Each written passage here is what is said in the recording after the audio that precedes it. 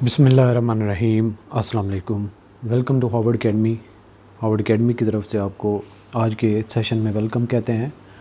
आज का हमारा सेशन रेवेन्यू लॉ के मुतालिक है और उसकी हम इंट्रोडक्शन पे भी बात करेंगे और फर्दर हम कुछ अपना सेशन भी कवर करेंगे।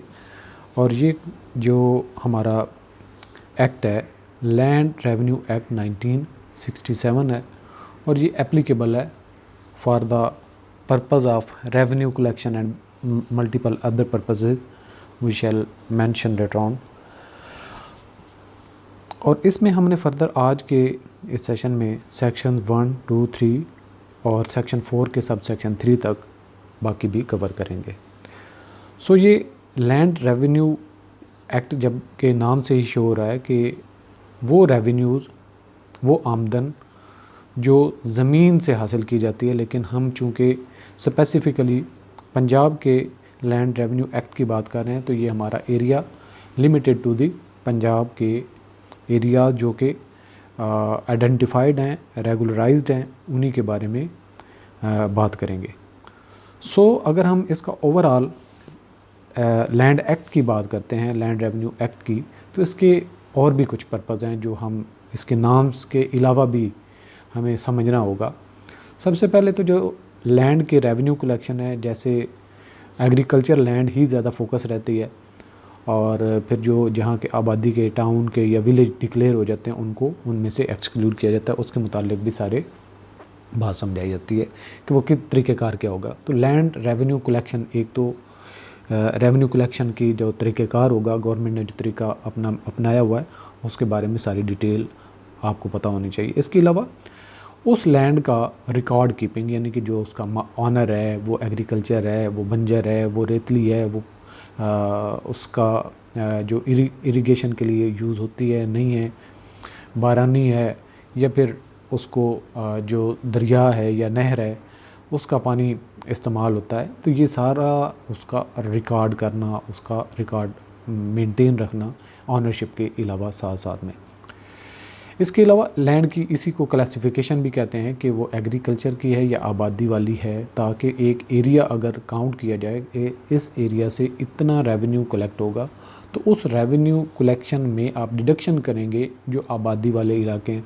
सो क्लासिफाई करना कि यहाँ पे एग्रीकल्चर होती है तो किस लेवल की होती है, उस पर कौन सा रेट लगेगा टैक्स का, ये भी इसका पर्पज़ होता है। इसको हम कहते हैं लैंड क्लासिफिकेशन। इसके अलावा जो सेटलमेंट ऑफ लैंड रेवेन्यू है कि कितना इस एरिया का ड्यू था एक फिनेंशियल ईयर में या एक जो टैक्स ईयर आप कह सकते हैं, तो उस साल में कितना इसका रेवेन्यू बनता था, कितना पे हो चुका है, कितना आउटस्टैंडिंग है, और जिसने पे नहीं किया वो कौन से हैं, तो इसकी सेटलमेंट भी रखना। और इसके अलावा जो लैंड है वो ट्रांसफ़र होती है, एक सेल कर देता है, दूसरा बाय कर देता है, तो इसका रिकॉर्ड भी मेंटेन करना। इसके अलावा जो ऑनर्स हैं उनकी प्रोटेक्शन बहुत ज़रूरी होती है कि जो उसका एक्चुअल ऑनर है वो उसके पास लैंड रहे, कोई उस पर कब्ज़ा ना कर ले, कब्ज़ा माफिया से उसके जो है वो प्रोटेक्ट करना। प्रोटेक्ट तो सच एज़ वो क्लेम तो खुद ही करेगा, सच एज़ गवर्नमेंट इतना रेजिस्ट नहीं करती कि कोई कब्ज़ा कर ले, तो फिर वो अदालती मामलात होते हैं। लेकिन ये है कि गवर्नमेंट का अपना रिकॉर्ड बोलता है कि गवर्नमेंट उसके बारे में क्या कहती है, किसने ख़रीदा, कब ख़रीदा, किस टर्म्स पे ख़रीदा, तो ये सारी डिटेल्स होती हैं। इसके अलावा इस एक्ट का जो सर्वे मेजरमेंट है, वक्तन फ़वक्तन एक एरिया की कैलकुलेशन होती रहती है। जो आबादी वाले इलाके बढ़ जाते हैं तो वो डिडक्ट किया जाता है, तो सर्वे मेजरमेंट भी इसका तरीक़ाकार बताया गया है इसी एक्ट में। इसके अलावा जो डिस्प्यूट्स हो जाते हैं, कुछ झगड़े हो जाते हैं ज़मीन के, उनको रिज़ॉल्व करने के लिए जो तरीक़ाकार है वो कैसे होना चाहिए, ये भी गाइड किया गया है। इसके बाद जो फर्दर आप एग्रीकल्चर पर्पज़ के लिए बेहतर तरीके से ज़मीन को यूज़ कर सकते हैं, कौन सी जगह पे कौन सी फसल बेहतर हो सकती है, तो उसके बारे में भी गाइड किया गया है। लैंड यूज़ प्लानिंग इसको कहते हैं। इसके अलावा एग्रीकल्चर को प्रमोट करने के लिए, ताकि जितनी एग्रीकल्चर अच्छी होगी उतनी रेवेन्यू गवर्नमेंट का भी बढ़ेगा और गवर्नमेंट की सेल्फ रिलायंस भी, बल्कि कंट्री की अपनी डोमेस्टिक नीड्स पर बढ़ती है और पूरी भी होती है। और ये तरीक़ाकार जो होता है वो गवर्नमेंट भी अपने एंड पे प्लान करती है इसको कहते हैं प्रमोशन ऑफ एग्रीकल्चर, तो इसमें भी बात होगी। इसके अलावा जो रेवेन्यूज़ कलेक्ट होते हैं इन एग्रीकल्चर लैंड से या बाकी जितनी लैंड है, तो उस रेवेन्यू का डिपॉजिट करने का तरीक़ाकार क्या होगा गवर्नमेंट के ख़जाने में, और वो जितना फ़ंड जमा होगा गवर्नमेंट के पास उसमें से कितना डिस्ट्रीब्यूट उन्हीं एरियाज़ पे होगा। वहाँ पे कोई पुल है, कोई सड़क है, कोई स्कूल है, तो वहाँ के इस्तेमाल के लिए होगा। ये भी इसमें गाइड किया गया है। सो ये हमारा लैंड रेवेन्यू एक्ट का एक छोटा सा इंट्रोडक्शन था, जो जो चीज़ें इसमें हम कवर करेंगे। तो आज का सेशन सेक्शन 1, 2, 3, और आपने ध्यान से इन चीज़ों को लेके चलना है, क्योंकि लेक्चर के बाद आप लोगों की जो है वो असेसमेंट क्विज़ भी होगी। आज के सेशन में हमने कोई ज़्यादा उसमें, क्योंकि एक इंट्रोडक्टरी लेक्चर है, आपका माइंड बनेगा, चीज़ों को आपने ऑब्जर्व करना है। बहुत मुश्किल चीज़ें हमने इसमें नहीं डाली, और क्विज़ भी हमने छोटी रखी है। 5 क्वेश्चन होंगे आपके इस क्विज़ में। So let us move toward the proper studying of this act. ये प्रीएम्बल है, देखें, the Punjab land revenue act 1967। इसी तरह से पाकिस्तान के आइन को समझने के लिए कि ये आइन किसके साथ डील करता है, उसका पर्पज़ क्या है, उसकी भी प्रीएम्बल है, यानी कि उसका पर्पज़ जो अभी मैंने आपको सारे एरियाज़ बताए हैं। तो ये एक शॉर्ट पैराग्राफ में भी यहाँ पे मेंशन है कि इसका प्रीएम्बल क्या है the Punjab land revenue act 1967 का। इसको देखते हैं। Where is it is expedient to consolidate and amend the law relating to the making and maintenance of record rights, the assessment and collection, ये सारे इसके एरियाज़ हैं कि कंसोलिडेट किया गया है सारे लॉज को एक एक्ट के ज़रिए से। पंजाब की जितनी भी रिकॉर्ड ऑफ राइट्स है, यानी कि जिसका उस ज़मीन पर राइट है, जिसका हक है। द असेसमेंट, उस ज़मीन की असेसमेंट करना। And collection of land revenue, ताकि उस लैंड से जो रेवेन्यूज़ कलेक्ट हो रहे हैं और गवर्नमेंट किस तरह से रेवेन्यू टैक्स की शक्ल में कलेक्ट करेगी। The appointment and function of revenue officers, इसमें ये भी बात की गई होगी कि रेवेन्यू ऑफिसर्स की अपॉइंटमेंट और उनके काम क्या होंगे। And other matters connected with the land revenue administration, land revenue को एडमिनिस्ट्रेट करने के लिए, उसको चलाने के लिए, उसकी देखभाल करने के लिए भी डील करेंगे ये जो हमारा कानून है।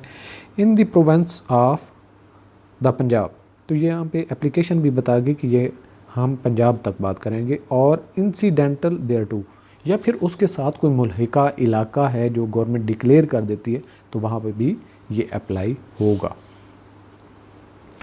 तो ये तो होगी हमारी एक एरिया कि हमने इस एक्ट में क्या चीज़ें कवर करनी है। अब आ जाता है सेक्शन 1 से हम स्टार्ट कर रहे हैं।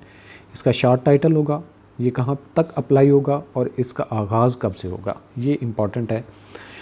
सब सेक्शन 1, ऊपर आपने ये जो हमारी तरतीब चलेगी स्टडी की, ऊपर टॉप पे चैप्टर नंबर होगा और उसका जो पर्पज़ है।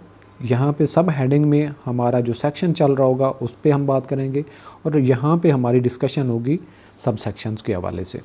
तो ये जो मेन सेक्शन होता है उसको सेक्शन कहेंगे, और ये जो ब्रैकेट्स में होता है, ये जिस तरह से अभी हमारा ये सेक्शन 1 है, इसका sub section 1, sub section 2, sub section 3। तो जितनी बातें उस एक सेक्शन में करनी होती हैं तो वो तरतीब से की गई होती हैं।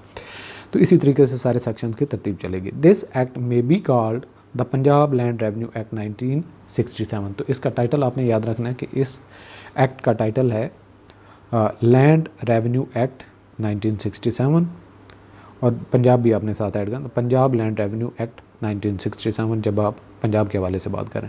It extends to the whole of the province of the Punjab except the tribal, यानी कि बाकी जो इसके इलाके ट्राइबल हैं उनको छोड़ के जो पंजाब का इलाका है या पंजाब का सूबा है उस पर इसकी एप्लीकेशन होगी, जो हम एक्ट 1967 लैंड रेवेन्यू एक्ट 1967 लेके चल रहे हैं।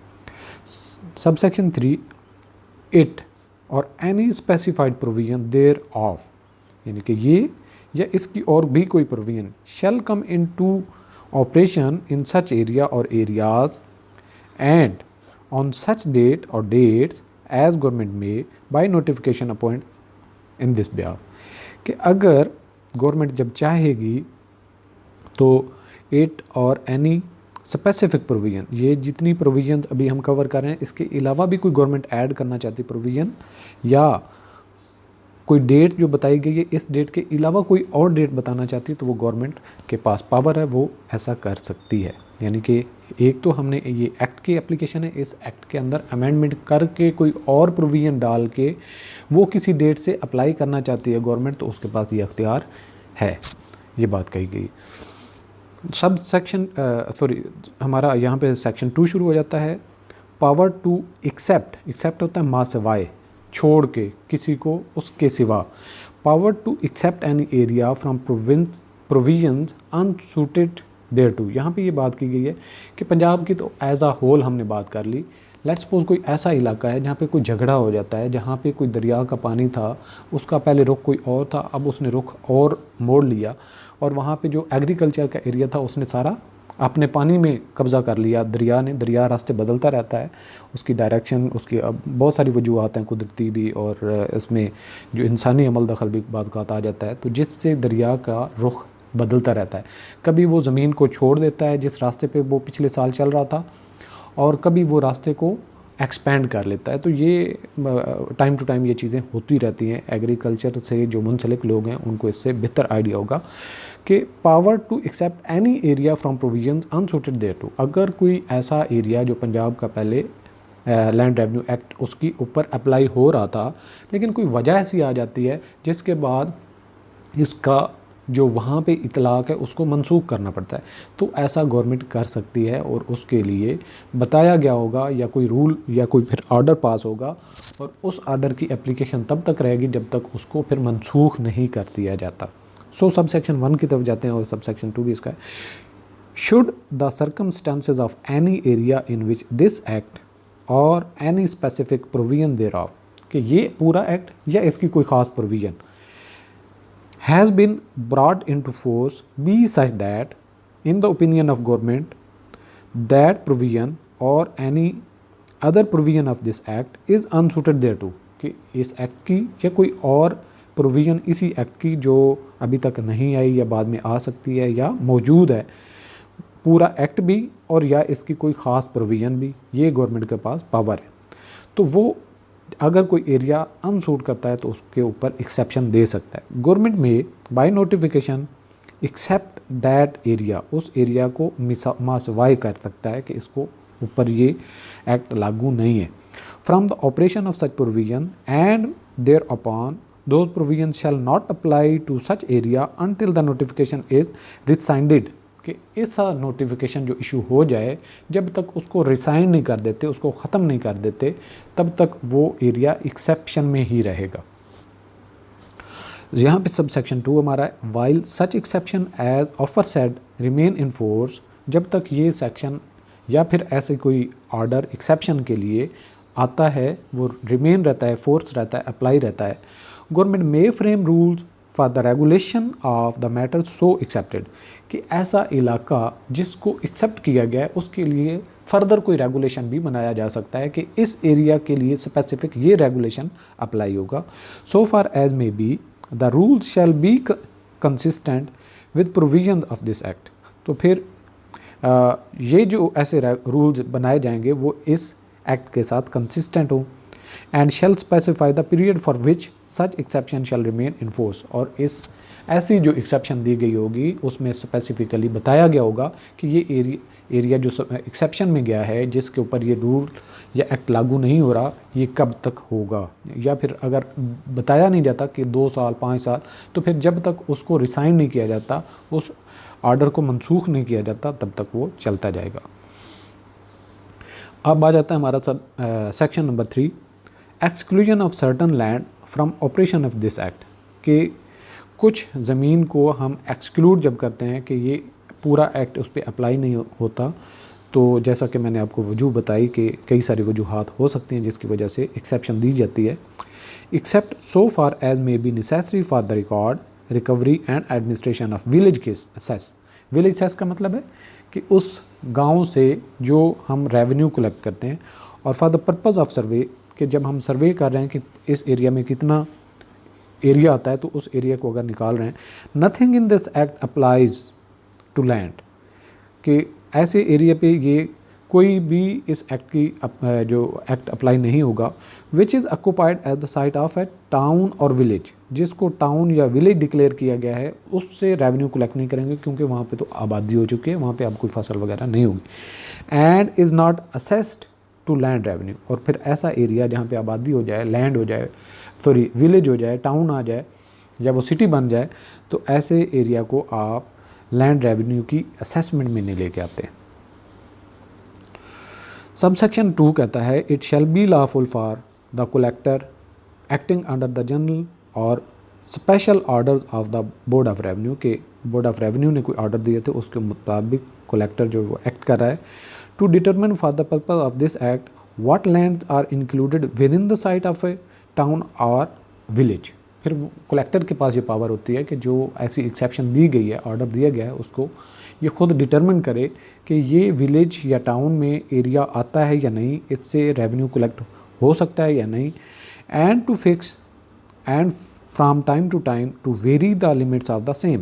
कि पहले फ़र्ज़ किया 10 एकड़ में था एक गांव, अब वो 12 एकड़ में हो गया, 14 में हो गया, 16 में हो गया, या सिलाब आया वो गांव उजड़ गया, अब वो फसलें वहाँ पे उगती हैं तो उसको इंक्लूड भी किया जा सकता है। ये सिचुएशन होती है फिर जहाँ पे एग्रीकल्चर एरिया होता है। Regard being had to all the subsisting rights of the land owners, जो लैंड ऑनर्स हैं उनके राइट्स को भी मुतासर नहीं करना, क्या वो उससे रेवेन्यू कलेक्ट कर रहा है तभी वो पे करेगा, अगर वो रेवेन्यू कलेक्ट नहीं कर रहा तो आप उसको ऊपर जो है वो बर्डन नहीं डालेंगे। अब आ जाता है सेक्शन नंबर 4 हमारा डेफिनीशंस के मुतालिक। ज़रूरी है कि जो चीज़ें आपके समझ में नहीं हैं उनको आप डेफिनीशन के हवाले से, ये आपको हेल्प करता है पूरे एक्ट के ऊपर अंडरस्टैंडिंग डेवलप करने के लिए। So in this act unless there is anything repugnant in the subject or context, कि जब तक कोई चीज़ इस एक्ट के साथ तजाद में नहीं आती उसके मानी यही रहेंगे जो हम कवर करने जा रहे हैं। एग्रीकल्चर ईयर क्या होता है, जो फसल का एक पीरियड जिसमें आपने रेवेन्यू कलेक्ट करना होता है, नॉर्मली ये फिनेंशियल ईयर होता है, लेकिन गवर्नमेंट के पास पावर होती है कि बेस्ड ऑन क्रॉप, कि एक ही क्रॉप होती है तो उसका कोई स्पेसिफिक पीरियड चेंज करना चाहे गवर्नमेंट तो वो कर सकती है। तो एग्रीकल्चर ईयर क्या इससे मुराद है, means the year commencing on the first day of July. ये कब से शुरू होता है, जुलाई भी हमारा फर्स्ट फिनेंशियल ईयर तभी शुरू होता है जुलाई से लेके जून के एंड तक, तो ये भी इसी से है। Or on such other date as the board of revenue with the previous approval of the government, यानी पहले गवर्नमेंट की अप्रूवल लेगा, may by notification appoint for any specified area, किसी स्पेसिफिक एरिया के लिए जुलाई से जून के जो एग्रीकल्चर ईयर है इसमें तब्दीली हो सकती है।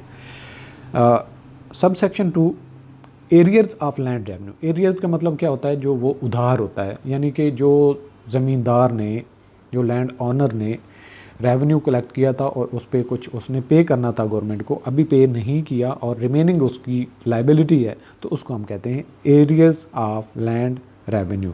Means land revenue which remains unpaid after the date on which it becomes due या पेएबल। जब फ़र्ज़ किया जो दिसंबर 23 है, तो दिसंबर 23 तक जो पे कर देना चाहिए था, या जून 24 की बात कर लेते हैं, तब तक पे कर देना चाहिए, लेकिन अभी अगस्त 24 आ गया लेट्स सपोज, तो वो पे नहीं हुआ, तो उसको हम क्या कहेंगे कि ये एरियर्स हैं लैंड रेवेन्यू के। हाँ, sub section 3 assessment circle. Assessment circle से मुराद ये है कि एक, जैसा आप पिक्चर में भी देख सकते हैं कि एक आपका एक स्पेसिफिक एरिया है, एक जैसी क्रॉप्स, बहुत बड़े बड़े एरियाज़ हैं लेकिन क्रॉप्स एक जैसी यहाँ पे लगाई जाती हैं, उगाई जाती हैं, एक जैसी ज़मीन की नेचर है, तो उसको आप असेसमेंट सर्कल दे सकते हैं ताकि रेवेन्यू कलेक्शन का रेट स्पेसिफाई करके उस पर सेम एक ही जगह पे वो अप्लाई किया जाए। तो असेसमेंट सर्कल डिक्लेयर किया जा सकता है किसी भी एरिया को जहाँ पे एक जैसी फसलें या ज़मीन की नेचर एक जैसी हो। Means a group of states which in the opinion of the board of revenue. तो बोर्ड ऑफ रेवेन्यू की खुद तो ओपिनियन नहीं होती, उसका ज़ाहिर बात है नीचे जो वर्किंग कर रहा होता है एक पूरा डिपार्टमेंट, उसके हिसाब से ये to be recorded in an order in writing. तो फिर ऐसा एक ऑर्डर होगा और राइटिंग में वो दिया जाएगा।